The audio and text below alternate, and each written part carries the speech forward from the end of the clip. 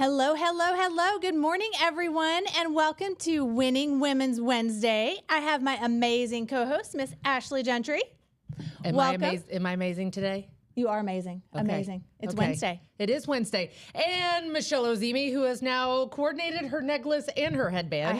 Which is extra special with her accessories today. But that's not what we're talking about, is it? It is not, except my daughter, Caitlin, made this for me like 100 years ago. I love that. There's a bracelet, too. Yeah. I don't wear that. I wear a little bracelet so here's what's really funny. My child is my child.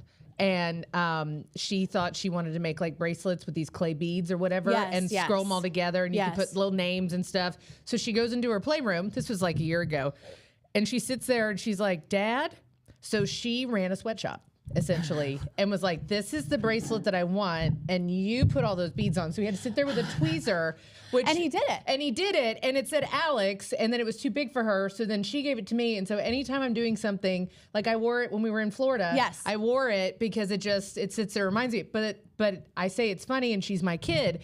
Because when I was her age, the yarn bracelets were real, braiding and like weaving and everything else. So I went and bought all the supplies, and a little girl that I was friendly with at school was really good at it. And so we would go in my basement, and I would make her make friendship bracelets, and I would sell them at the school lunch in elementary school. So I was like, my child's already following into my own footsteps. We had a little bit of like triggering trauma in the household yesterday because when Gracie was little, she was a cheerleader. Okay. And so glitter everywhere, right? Like everywhere. Hate glitter. All the time. All the time. Yep. Didn't bother me so much, but now, our household is all white. So it was always on the white couches and things like that. But it really bothered Alan. Oh, cool. Yeah. Because no matter what, there was like in his underwear, on his face, in his beard, there was always glitter. So we're in the middle of prom season and it's masquerade. Right. Is the theme this year, which is so fun. Okay. Great theme. Good job, Tag. So she orders the mask. It comes in yesterday. She opens it on the kitchen counter. Glitter everywhere. It's got glitter everywhere. No. And Alan's like, get that out of here. Get it out of here. And already he's like, I can feel it. I know I have it on me. That's not a textile that he wants to use in his artwork. No, it is not. And she's got to like hot glue some pieces and things to it. And he's like, you're going to need to do that like in the garage. Yeah. So. No, thank you. I like it. Yes. Well, I love our beginning tangent. So what are we talking about today, Obi-Wan Kenobi? AI. Because you went to the 1,000 Watt conference. I did. And that was like a major component, right? Yeah, no. So it's 1,000 Watt is a marketing and branding company. Yes. And so the principals there actually used to be at Inman. And then that was really their bread and butter was more of the marketing, advertising, branding side of things. Yeah. So that's what 1,000 Watt does. Great conference for anybody that really wants to get like real nerd out on that kind of stuff, conceptually, tactically, and everything else. They did it last year too at Gillies. They did it again this year. So maybe next year they'll do it again. But are they local? No, okay. I can't recall where they are. But, Dallas is obviously a good middle ground for people to fly all over the country. We do get the cool conferences. We got T360 in Frisco next month too. So no, it's amazing. But really, it was so interesting. And then we had the master class for real producers the week before, and it was really talking about AI and creating efficiency and what that looks like and the real estate production world and brokerage and everything. And then 1,000 Watt brought it into, again, how to use AI to create a really authentic brand. I think people are so scared of AI, and I don't think they fully understand what all it does because it's such a great tool. And I'm not trying to replace human capital, but honestly, at the end of the day, it's like, Dustin Wright said something which I thought was such a great analogy for any age group to really understand. He's like, think of AI from going from a hand tool to a power tool. Yeah. And so you could sit there and use a screwdriver all day long. Right. It's going to take you a long time, but are you begrudging if you have a really good, power drill, right? To sit there and make better use of your time. Like, are you going to hand wash the dishes? Or are you going to put them in the dishwasher? I'm going to hand wash them because I don't trust my dishwasher. Okay, that would be you. But I'm going to put them in the dishwasher because it saves me time. Yeah, no, 100%. They're still getting washed. I'm still the one putting them in the dishwasher. How about people using a microwave? Yeah. Like it's creating efficiency. And I don't use a microwave either, by the way. Well, I know. But shocker. so those are just weird. I'm getting the eyeballs from Rick going, I knew nothing about you till this day. So, all of those things is we've adapted to think, are people still doing a horse and buggy or are they driving cars? Who has a landline phone? Thank you. Yeah. My mom even got rid of her landline All phone. of these things are creating efficiencies, but also gearing us towards more connection in a shorter amount of time. Yes. And I thought that was also another great concept because you can only go to so many coffees. You can only go to so many in-person meetings. But AI allows us, just technology in general allows us to continue to be in front of our sphere in a very intentional, high-touch way. And I think people just, there needs to be a paradigm shift moment. I just don't think everybody's had theirs yet. So what were some of the most exciting tools? Of course, I needed you there because I did not take notes in my Remarkable. Shocking. That is still in my backpack. Yeah. With an uncharged pen. But I did get the slide deck of a couple of presenters, so I can share that with you, and you can nerd out. Okay. Because one of the chicks was the lead branding specialist for Serhant. Oh, cool. And so she did a really good presentation on what that looks like and how to market and brand yourself in your authentic voice, because anybody can sit there and rinse and repeat and branding in a box. Right. And I want that package, or that package. Right. Do your, and not, I'm in studioUSA. And so, of course, we love video tours. But still, that's not their job to create your authentic brand necessarily. You need to design what your authentic brand is and then allow the people to help you, get that over the finish line. And so you need to create your own voice. You need to voice. Yes. And I think that's the most important thing is when somebody reads your content, if somebody sees your videos, if somebody reads your emails. Yes. Is your voice standing out in that? And can they differentiate you from the other 1.4 million realtors in the United States? And the answer is generally no. And so because the charming 4-bedroom cottage with an open air pavilion. Oh, that was a good one. But AI. But AI helped with that description. So tell them what we did. So I had a listing that had a unique, what it was a shed that was kind of falling apart. And instead of just taking it down, they took, the walls off. Yeah. They left the slab. Okay. They had done this built-in seating that also has storage. Okay.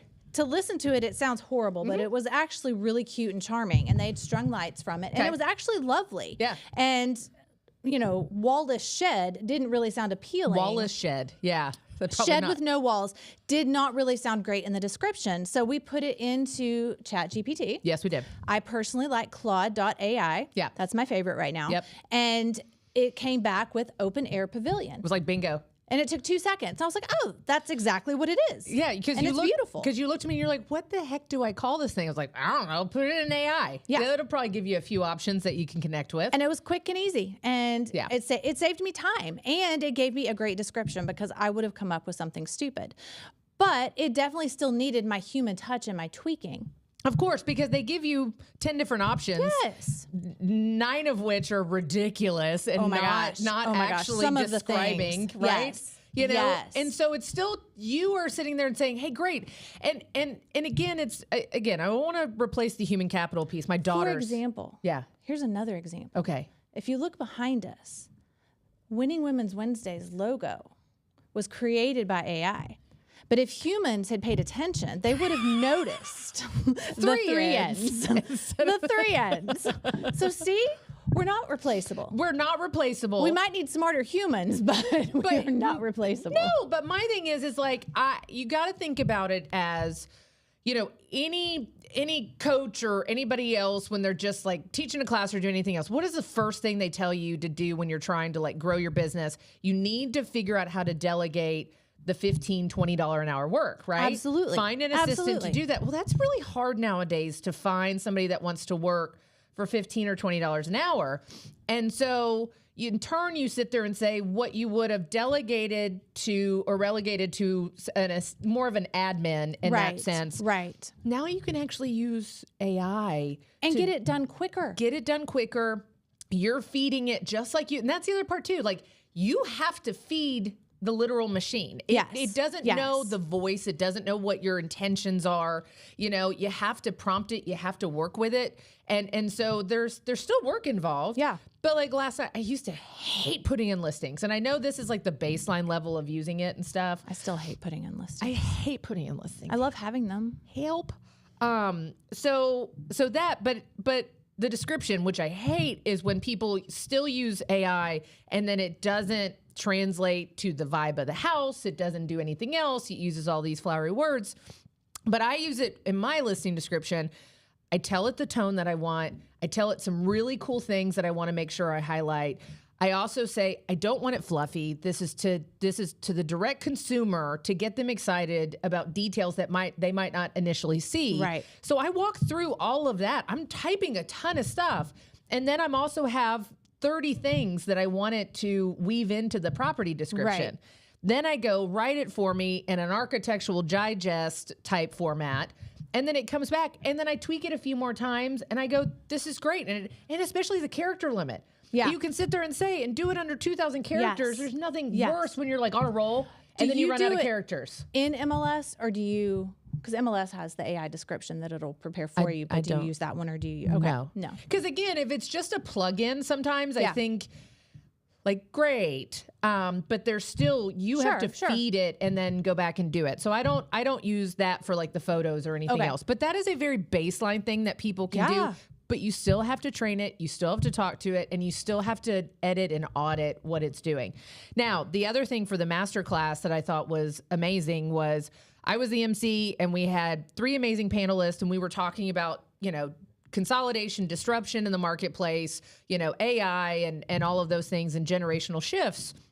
And not generational shifts necessarily in buyers and sellers, but generational shifts in agents. Yeah. And so there was a lot of emphasis around the stuff. Well, the panelists and Lance, who's one of the owners of RP, I couldn't make the virtual meeting that they were going to do just to kind of role play and brainstorm of what they were going to. And so Lance is like, I'll record it. I'm like, dadgummit, Lance. I don't want to watch a 41-minute recording. And so it was like, okay. Speed it up. Yeah. So instead, I was sitting there twiddling and I didn't know which one would let me do it. And finally, Restream, I uploaded the 41-minute video into Restream. It transcribed it in a minute and a half. Nice. I copied it, put it into ChatGPT, and I said, I'm hosting a masterclass. Here are the 3 amazing panelists. This is what they were talking about, their strengths and everything else. Here's the audience in which I'm trying to do this masterclass for. Here's what our goals and objectives are. Can you help me create a framework of about maybe 10 questions or so talking about the 3 shifts that we're discussing and what that looks like? Nice. Took an extra 5 minutes and I had an amazing workflow to guide me through that. And I gave the questions to the guys the morning of, and they're like, this is amazing. I was like, thanks. You know, and I'm like, what would have normally have taken me probably 3 hours to get through and do, I think it took me 12 minutes. That's awesome. And that bought back over 2.5 hours of my day where, you know what I did the rest of the day? I was on the phone, putting out fires, talking to my clients, doing the high touch stuff. Yes, being relational. Being relational. Yes. So when people think of AI disrupting the relationship, instead it gave me 2.5 hours back to be more relational and intentional with my base. Which is incredible. Incredible. Yeah. And gave you time for pickleball. I haven't had as much time for pickleball. I don't know how AI is going to help me with that, but it's been busy and it's been good busy. Yeah, so, no, for sure. Yeah. Well, what about you? What are some favorite tools that you've used? I love it to help me with my writing. And what I have found is, and again, I use Claude. Who do you use?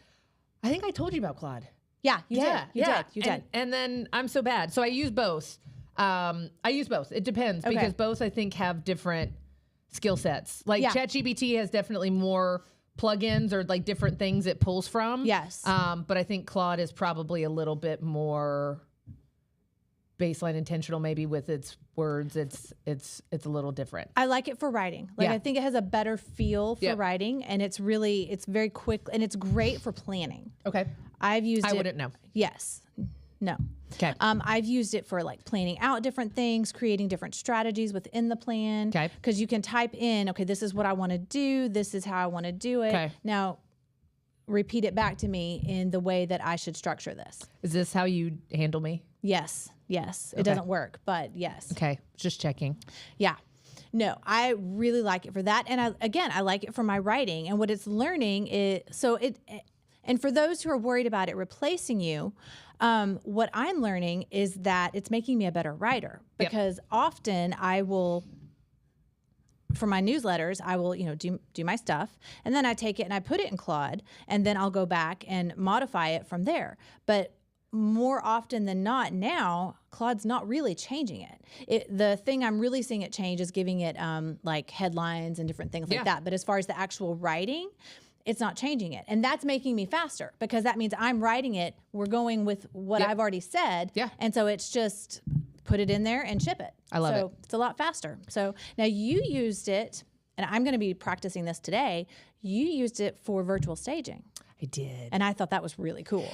Now, here's what I will say about it. It's not perfect yet, and you have to be careful, because it also likes to start getting a little cutesy and try to change the floor plan a little bit in the background. So you can upload a photo. Well, did it change the floor plan, or did it add fixtures?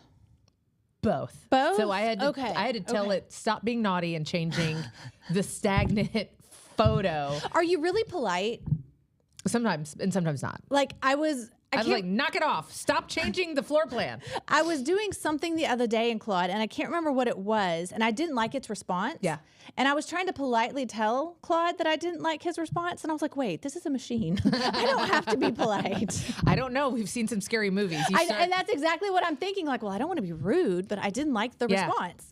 No, so it's it did, and when it did pump something out, it was great. It's also I had a naughty investor client who was pushing to get photos redone after a tenant decided to install their own cabinets and had 42 cats and all of these other things. And so he worked cats. So he worked on getting it all done. He's like, it's ready. I want photos, blah, blah, blah. Come on, get them out there tomorrow. So studioUSA goes out there. I get the photos back, and I'm like, what is this box residue by the back door? It looks like they had like a back rug taped to the ground. And so when they pulled it up, it was like probably for the 42 cats, like a pee pad or something. Ew. And so, but the tape residue, and you could see the line that was left. And I said, dude, and he's like, I thought the cleaning people would get that out, but I guess they didn't. So now we have this on the back door. And so instead of bothering, I did ask for permission, but I said, instead of bothering my wonderful photography team, can I try using AI to remove that? And I did, and 10 seconds later it was gone. Okay, so because I told him, you go Goo Gone and a scraper, and you scrape that on the luxury vinyl plank, and it will come off. But you go up there and do it yourself. I will get it removed. The term luxury vinyl plank. Luxury plastic flooring. Who decided to put luxury and vinyl? Somebody probably used AI, to figure out what the right terminology was to make it sound fancy. So, and I think it's all of that kind of stuff. Like my husband, who is not creative whatsoever. He's not. He's so good at so many things. Hi, Reese. Yeah. Thanks, babe. But he would always rely on me on all of our rental listings for our property management. He would sit there and be like, I need you to help me do the floofy stuff. Like, I don't like doing the floofy stuff. You run out of words. Like you run out of words. Well, and I have to get into a rhythm. Yeah. And then I hate everybody else's property description. And my goal is to always tell a story about the house that maybe a buyer's agent or a buyer would miss just by looking at the listing. So I'm like, So instead I said, just use ChatGPT. And so he does, and now he knocks it out. And it might not be exactly how I would do it. Right. But it's great. It's efficient. It helps him. And so it's replaced him having to bother me and going, hey, can you write this? Can you write this? Can you help me with this? Even responses to clients or tenants or anything else. He might be a little bit more blunt. Really? And I tell him, hey, why don't you put it through AI first to make sure your tone is appropriate. And then it'll go, yeah, they said it wasn't.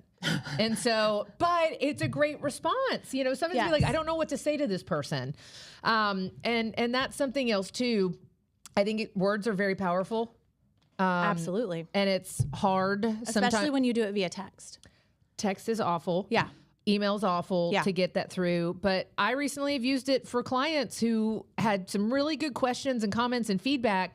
And it was like, you know how you want to authentically respond. Right. And instead it was, hey, here's the context of my relationship with this past client. Here's what's going on now. Here's our initial text thread. I now got this response, and here's what I'm trying to capture. Can you help me write a response? Right. I did that when I was at the 1,000-watt conference because I got the text and I was like, oh, that's normally something where I would have gone in the hallway, probably spent an hour trying to make sure I perfected the response because it was challenging, but nothing bad. It was just it was critical that I responded in the right way. Right. Crafted it, and within 5 minutes, that sounds great, Ashley. See you Thursday. Love it. And I'm like, goodness gracious, you know, but that took 4 minutes of my time instead of taking me away from the conference that was really expensive and going out into the hallway and missing something. Yeah. I bought back my time. Absolutely. And your answer satisfied the client, so you didn't have to worry about it any longer. Yeah. Which is amazing. I know. Very cool. So what else did we learn? I think it's in the wise words of Dan Martell, which we both love now. Love him. You know, his biggest thing is, you know, whatever you can do to buy back your time is exactly what you should be doing. And so whether that's having a true assistant or a virtual assistant, or using AI to help you be more efficient, all I know is I use Instacart now. You know, we DoorDash and Uber Eats and do all those things because my time, if I have to get out of my rhythm to go to the grocery store and to do all of these things, then I'm wasting probably 2 hours of my day. Absolutely. And I've set my time that it's $250 to $500 an hour. That's really expensive. Yeah. And so instead, if I can do something and pay someone, you know, $15 to go get my groceries, and I can just say, order again. Yeah. And it's done. That's fantastic. And so I think we just need to retrain ourselves that these tools are out there. And for those of you that think you don't use AI, you do. Amazon uses AI, you know, all of these other things. It's just, I think it's your phone uses artificial intelligence. So you can demonize it or you can figure out how to put it good use for you. Absolutely. And I think that's the key message for our audience today. I love it. I love it. Thank you. That was fun. It was fun. And now you get to go off and teach a class. Is that what you're doing? Or? No, I am showing houses later today. Oh, okay. Yeah, I'm super excited. Okay. So, yeah. You don't normally show houses. I know I don't. It's weird. Okay. Yeah. I don't think we're actually going in them, but we're touring for someone who may be relocating here. Got it. Yes. Okay. Yeah, so it'll be fun. Yeah. Okay. I'm excited. So yeah, what do you have coming up? Lots. All right then. Well, we will see you next time on Winning Women's Wednesday.